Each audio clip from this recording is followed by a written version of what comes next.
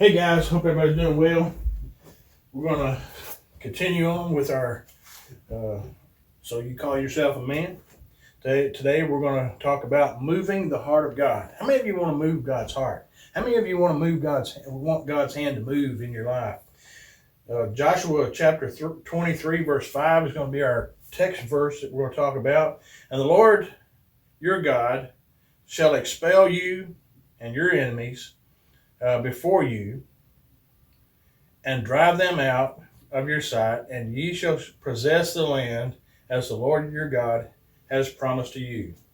Until you learn how to move the heart of God, you will never be successful in spiritual warfare. And until you are successful in spiritual warfare, you cannot be completely successful in your life. You may look like who's who and know what's what, but you will never possess all that God desires for you to have until you move the heart of God to fight for you and win the territory for you that He desires for you to have.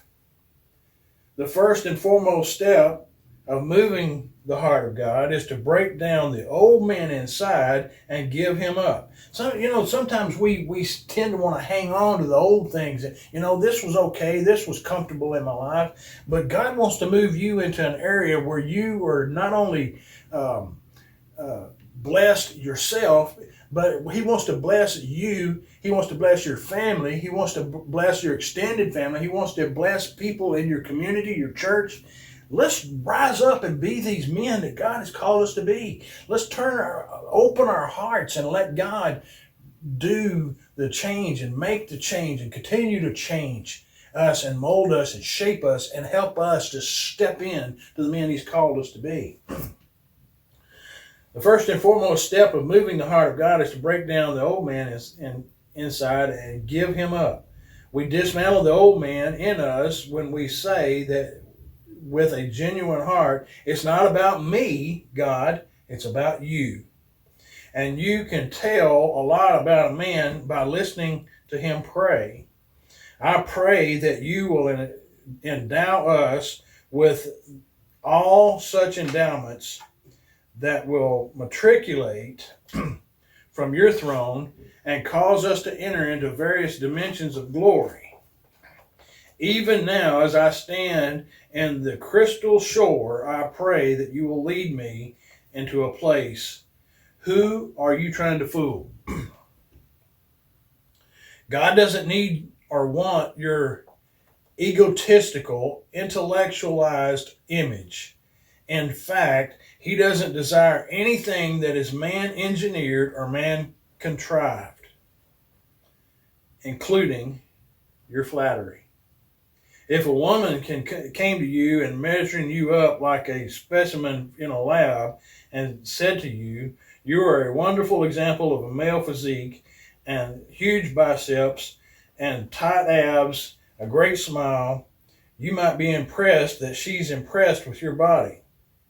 But her objective appraisal of your body is not going to be what would make you want to snatch her and hold her onto her for the rest of your life.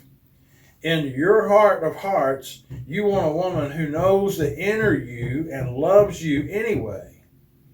And the same goes for God. God desires for you to come to Him not by lofty words or express theological or historical facts about what He has done, but with the heart that is dependent on who He is and what He does and will do in order for you to take your next breath. He wants you to come with a desire to know Him and with a willingness to lay your entire life bare before Him so He can heal you and restore you and create in you the likeness of His Son, Jesus Christ. Cain tried to impress God, and Cain failed miserably. Cain gave to God something that he felt he had accomplished on his own. After all, he had tilled the earth and planted the seed and gathered the harvest, and he came proudly to God saying in his heart, look at what I've done. Bless me on the basis of what I've accomplished. Abel came to God and said in his heart, I didn't do anything. You caused the lamb to be birthed. You caused it to survive and grow. You provided the water for it to drink and the grass for it to eat. You are the creator of all life. I'm giving back to you what you've done. I trust you with my life. Ask yourself, is God receiving what I am giving to him? If you're giving to him a good front and a good line about yourself, he won't receive it. If you are giving to him a heartfelt praise and worship, he will receive your sacrifice of praise and bless you in return. God's going to pour blessings into your life whether you are walking the way you should or not. I mean, you were allowed to get up.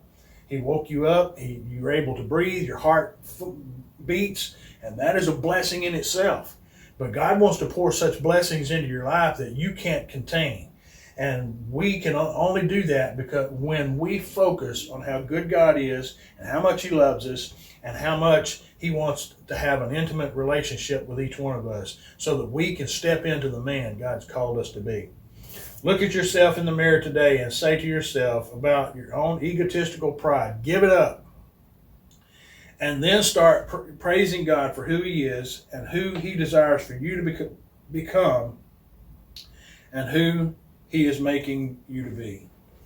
God bless you guys. I hope you'll continually follow what we're talking about here, and I hope you will allow God to help you open yourself up so that you can step out and be the man God's called you to be. Thank you.